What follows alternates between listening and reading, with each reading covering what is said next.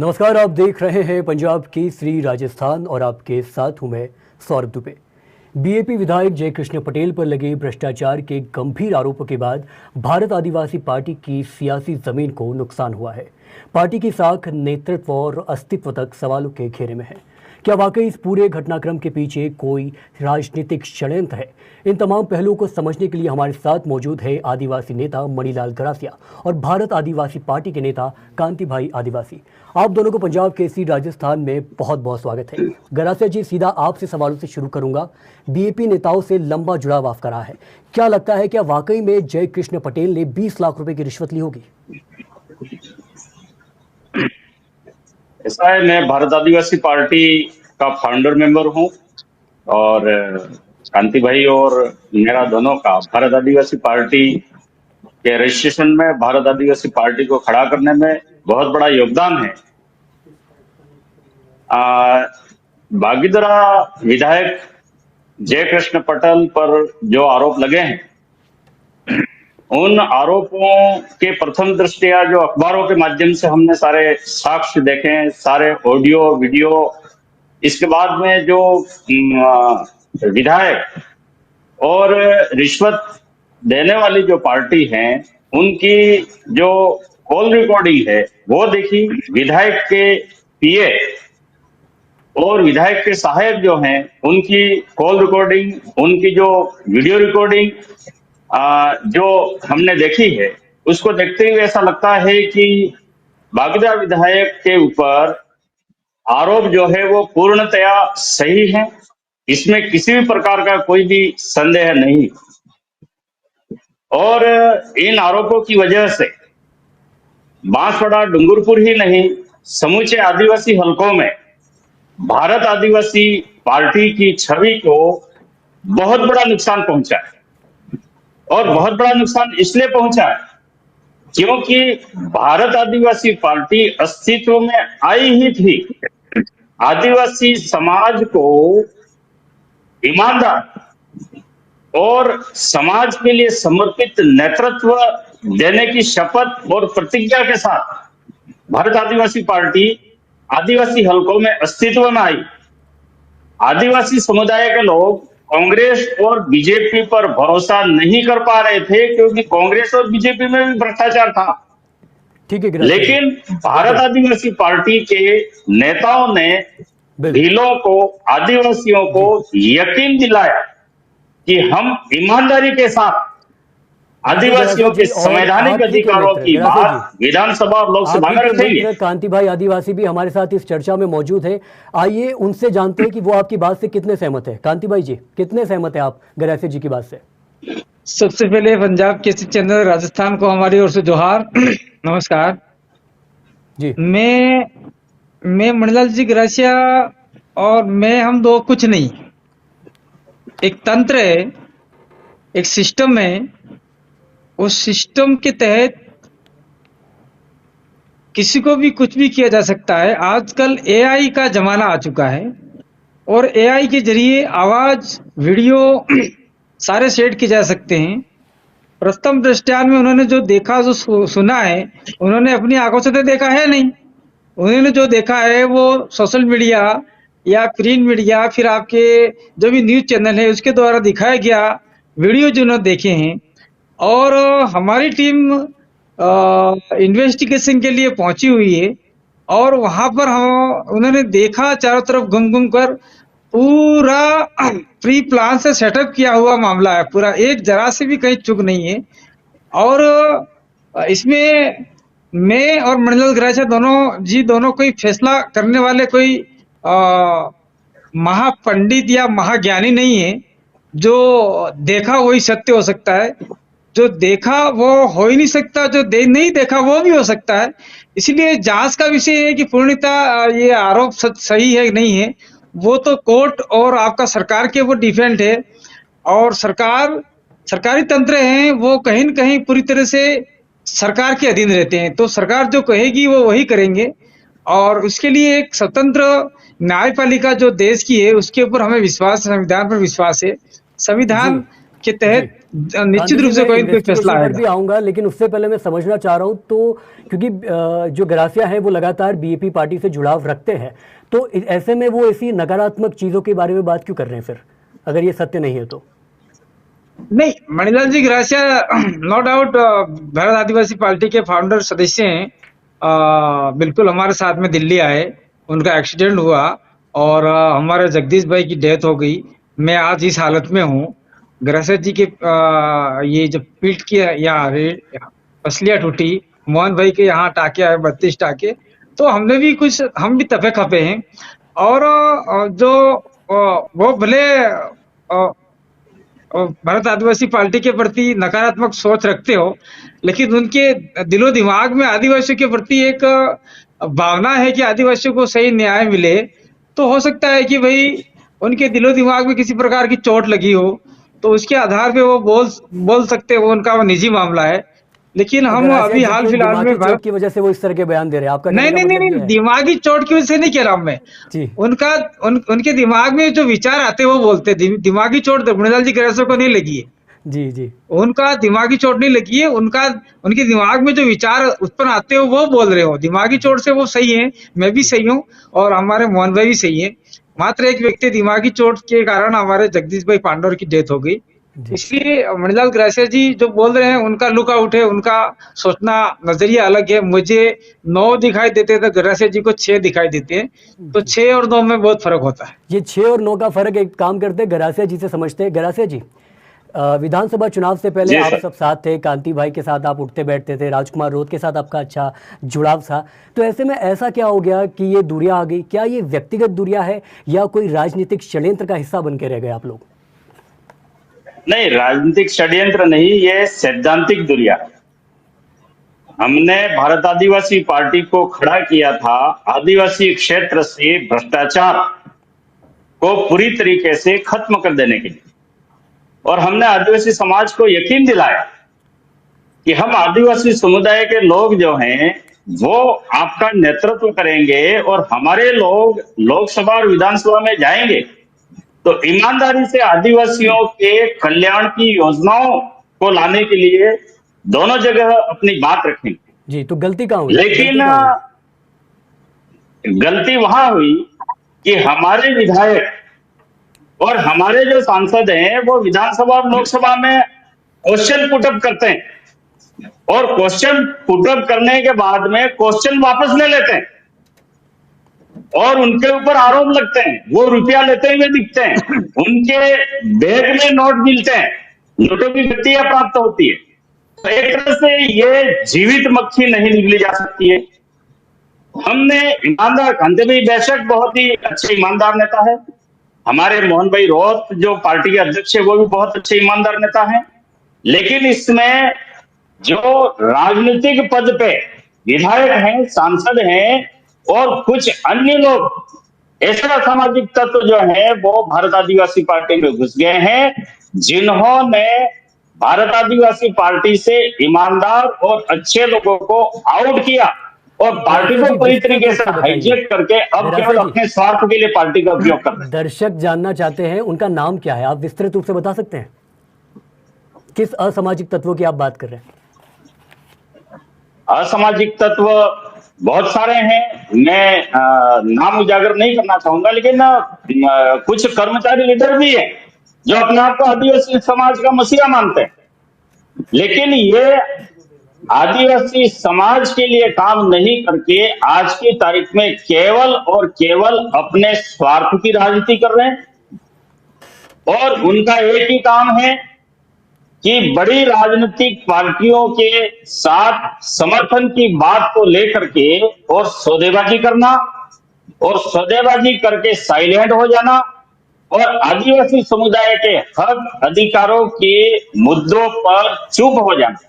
इन्होंने बड़े बड़े मुद्दे उठाए, बांसवाड़ा में पावर हाउस का मुद्दा इन्होंने उठाया, बांसवाड़ा में स्वर्ण जो भंडार है उनका मुद्दा उन्होंने उठाया, लोगों के अंदर आंदोलन खड़ा किया और इसके बाद में अचानक ये साइलेंट हो गए। ठीक है, तो एक काम तो करते हैं, साइलेंट होने के कांति पीछे भाई क्या जी से कारण है? समझते हैं। किसी ने तो जी इनको या बिल्कुल, तो कुछ दिया कांति है भाई या आदिवासी कोई इनके समझते ऊपर हैं कि क्या किन दबाव आया है। असामाजिक तत्वों की आप बात कर रहे हैं, ये कांति भाई जी से समझ लेते हैं। कांति भाई जी, आप मुझे बताइए किन असामाजिक तत्वों की बात कर रहे हैं गरासिया जी? देखिए, ये गरासिया जी का विषय है, असामाजिक तत्व उन्होंने पहचान किया होगा, उस समय पे वो खुलासा करेंगे। उसमें मैं गरासिया जी के सवालों पे कोई प्रश्नवाचक चिन्ह नहीं लगाऊंगा। और दूसरा, आपके चैनल के मार्फत से मैं कहना चाहता हूँ कि जो कांग्रेसी नेता हैं, आपके जो अ, जहाँ से ये प्रश्न पुटअप किया है, वहाँ जो कांग्रेसी विधायक हैं, उन्होंने इंटरव्यू दिया है पत्रकार मीडिया सभी को कि जो रामनिवास है और उसका लड़का रविंदर है वो आपका चुनाव लड़ा था बसपा से, और रामनिवास चुनाव लड़े कांग्रेस बीजेपी से, और एक जो नेता है मीणा वो चुनाव लड़े कांग्रेस से।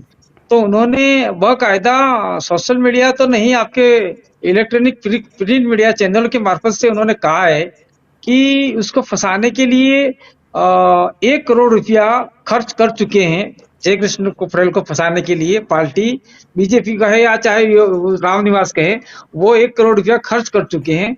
और मैं हमारे मणिलाल जी गरासिया जी, उनके दिमाग में कुछ भी चलता हो और दूसरे श्रोता के दिमाग में कुछ भी चलता हो, लेकिन मैं एक बात यहाँ स्पष्ट कर देना चाहता हूँ कि जयकृष्ण पटेल के हाथ से 1 रुपया बरामद नहीं हुआ है, और जो पैसा बरामद हुआ है वो किसी अन्य व्यक्ति के पास में प्राप्त हुआ है, और उस पैसे साथ जयकृष्ण से कोई लेना देना है नहीं है। वो जांच का विषय, उसको एसीबी और कोर्ट में ये तो फैसला आएगा। न तो मैं इसके लिए कह सकता हूँ, ना आप कह सकते हैं, ना गरासी जी कह सकते हैं। इसलिए जो पैसा आया है, जो पैसा मिला है, उस समय न तो वहां सुनिए, न तो उस समय आपके वहां पर न तो आपके जयकृष्ण पटेल मौजूद है, न कोई व्यक्ति मौजूद है। वो ठीक है, पैसा लेके भाग जाने वाला व्यक्ति कोई दूसरा था। ठीक है। तो ये सारा जांच का विषय है। और जी, एक चीज और मैं बताता हूँ कि भाई, एकदम वो नोट दिखाई दे रहे, कड़क कड़क बंडल, तो एकदम चकाचक एक सीरियल के नोट आ रहे हैं। तो इतना सारा पैसा, एक सीरियल के नोट, कोई भी उद्योगपति हो इसको एक सीरियल के नोट नहीं मिलते। ये हमारा भी विषय है। दूसरा है कि जयकृष्ण पटेल के हाथ धुलवाए गए, तो वहां से कलर मिला, ऐसा वो एसीबी वाले कह रहे थे। लेकिन बाद में जो नोट खंगाले गए और नोट जो गिने गए, अगर जी, वो कलर मिला तो जो व्यक्ति नोट के बंडल निकाल रहे बाहर, उनके भी हाथ धुला के सैंपल रखना चाहिए था और वो पानी मिलाना चाहिए था। लेकिन ऐसा कतई कुछ नहीं हुआ है। पूरा एक षड्यंत्र है, क्योंकि ये जो पार्टी हमारे ठीक है, राजस्थान में ही नहीं, अब पूरे भारत देश में उभर रही है, उसको ठीक है, रोकने के लिए एक षड्यंत्र रचा जा रहा है, मुझे ऐसा लगता है। ठीक है, ठीक है। गरासिया जी, मैं आपसे समझना चाह रहा हूँ, भले ही इस वक्त आप पार्टी में ना हो, लेकिन पार्टी की जो भी इनसाइड खबरें हैं वो आपको ज़रूर पता है। क्या आपको लगता है कि जय कृष्ण पटेल वाला जो पूरा मामला हुआ है उसके बाद बीएपी में कहीं ना कहीं आंतरिक टूट नजर आ रही है? ऐसा है, भारत आदिवासी पार्टी ने अभी उनके विधायक को बचाने के लिए ज्ञापन, पार्टी कार्यकर्ताओं द्वारा ज्ञापन देने का कार्यक्रम 12 तारीख का तय किया। लेकिन 12 तारीख को एक भी कार्यकर्ता किसी भी जिला मुख्यालय पर जयकृष्ण पटेल के पक्ष में ज्ञापन देने के लिए नहीं पहुंचा। फिर इन्होंने और दबाव बनाया। 13 तारीख को गिने चुने कुछ कार्यकर्ता जो हैं वो ज्ञापन लेकर के कलेक्टरों के पास में गए उनके विधायक के समर्थन। वो कार्यकर्ता जो है वो भी संदिग्ध कार्यकर्ता। आज की तारीख में आदिवासी समाज के लिए समर्पित जो भी कार्यकर्ता भारत आदिवासी पार्टी में थे, वो भारत आदिवासी पार्टी से पूरी तरीके से किनारा कर चुके हैं, क्योंकि भारत आदिवासी पार्टी के नेताओं का जो चरित्र है जी, वो आदिवासी समाज के सामने आ गया है।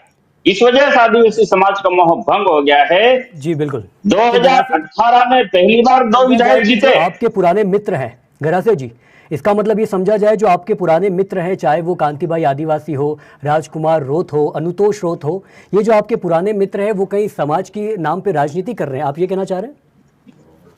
बिल्कुल राजनीति कर रहे हैं।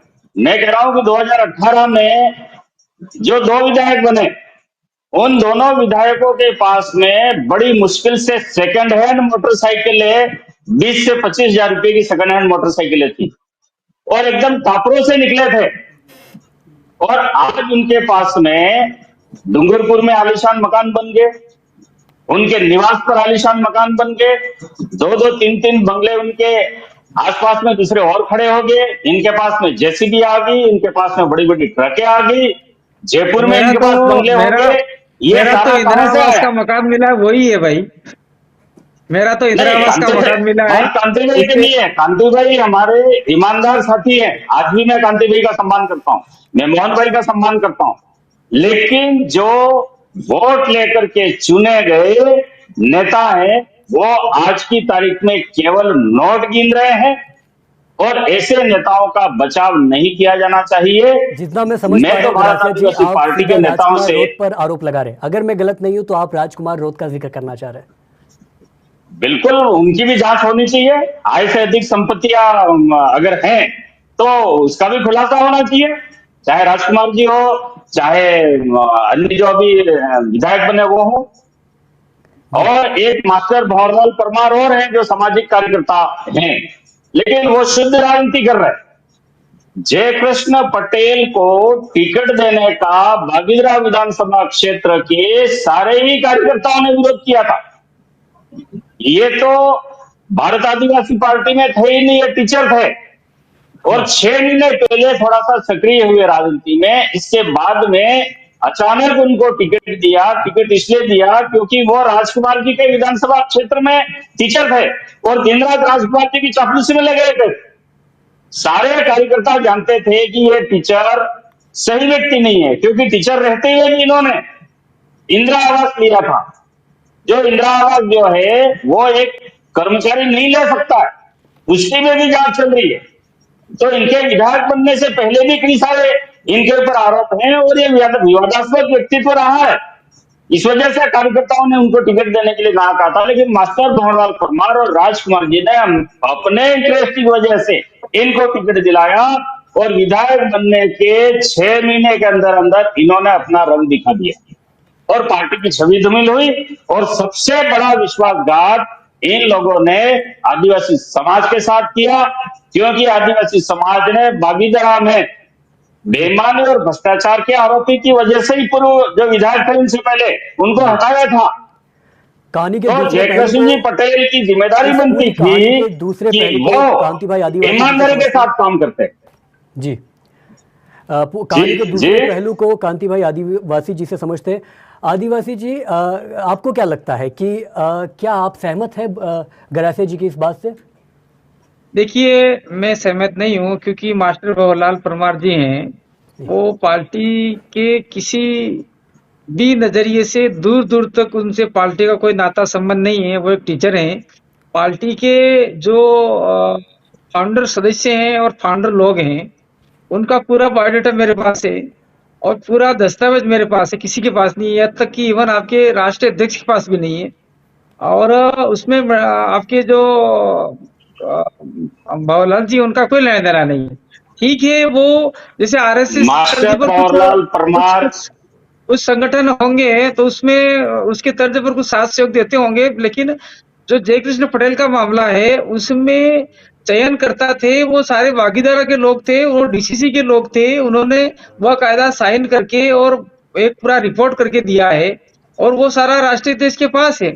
तो उन्होंने कार्यकर्ताओं की भावनाओं को देखते हुए, डीसीसी की भावनाओं को देखते हुए टिकट फाइनल किया था उस समय में। हो सकता है उस समय में महेंद्र मालवीय जी थे, और उस समय गरासिया जी पार्टी से चुनाव लड़े 2023 के अंदर। तो उस समय अगर टिकट लेने आए थे तो गरासिया जी ने 2023 में जयकृष्ण पटेल का विरोध क्यों नहीं किया?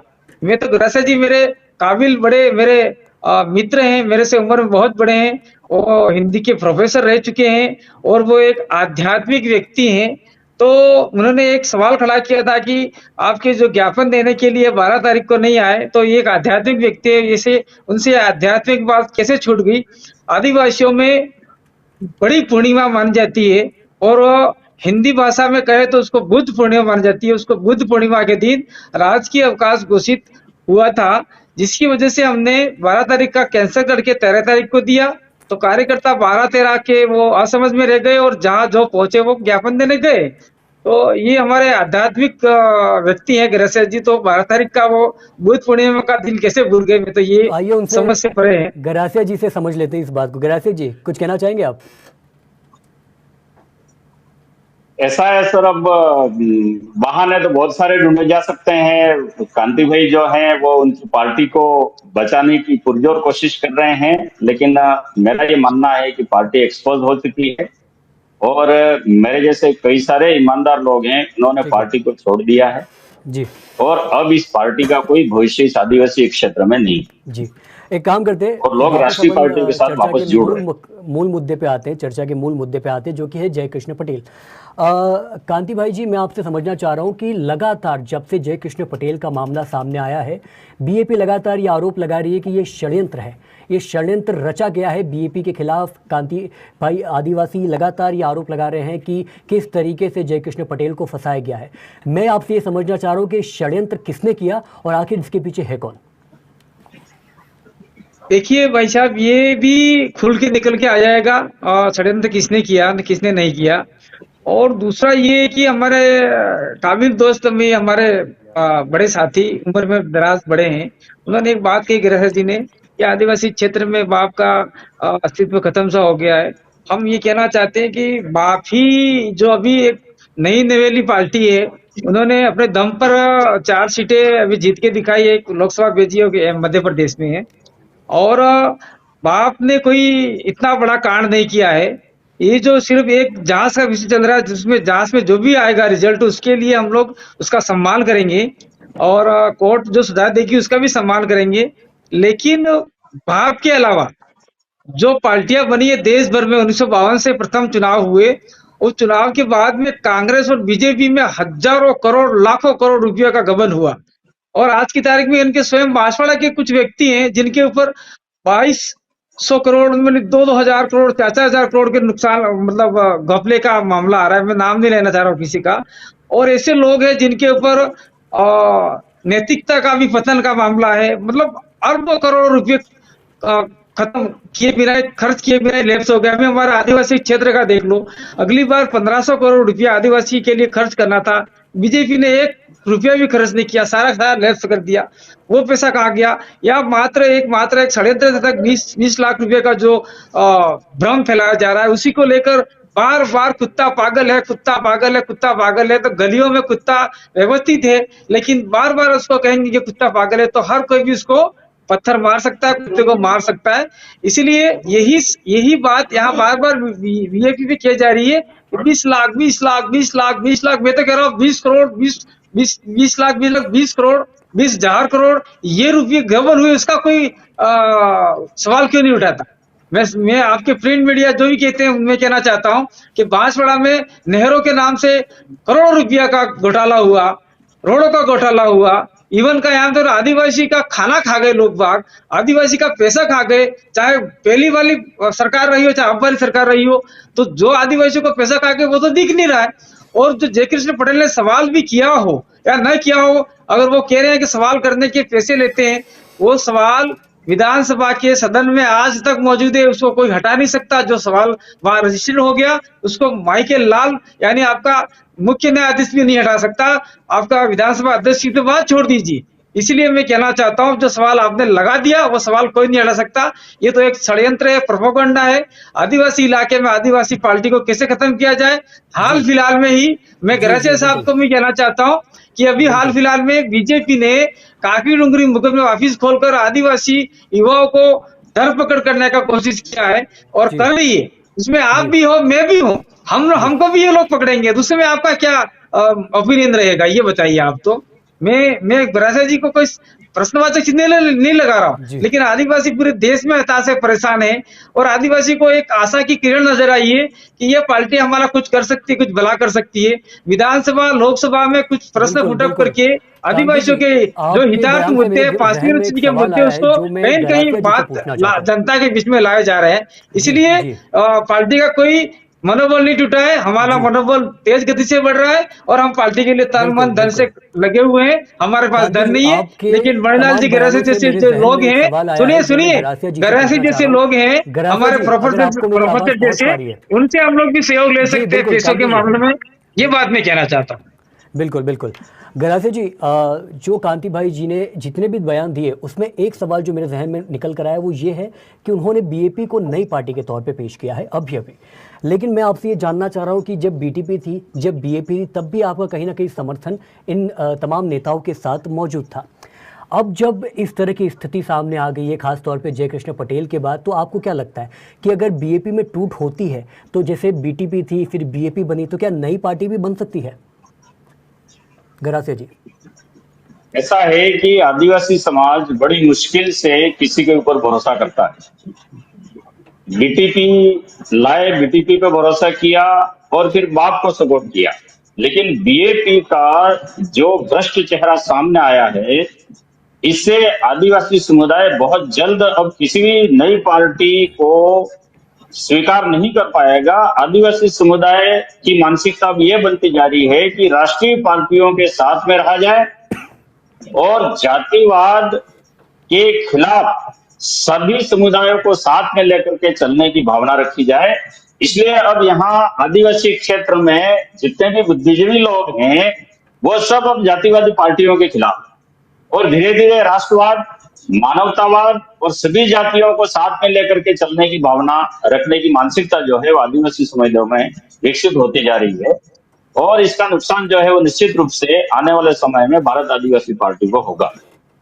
लेकिन एक बात और है गरासिया जी कि जब भी आप मंच से कोई बयान देते हैं, किसी बीएपी के विरोध में बयान देते हैं, तो एक आरोप जो आप पे गंभीर लगता है वो ये है कि आप बीजेपी के प्लांट किए हुए व्यक्ति है, आप बीजेपी की बी टीम है। इसको लेकर आपकी क्या प्रतिक्रिया है? ऐसा है कि भारत आदिवासी पार्टी वालों के पास में अपनी खामियां, अपनी कमजोरियां छिपाने का एक ही तरीका है कि वे अपने आलोचक को या तो बीजेपी का घोषित कर दे या कांग्रेस का घोषित कर दे।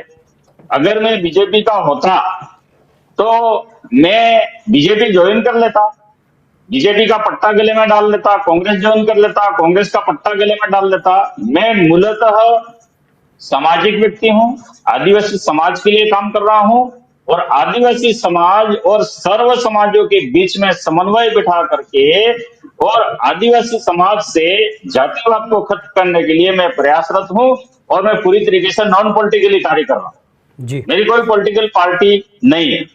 जी बिल्कुल।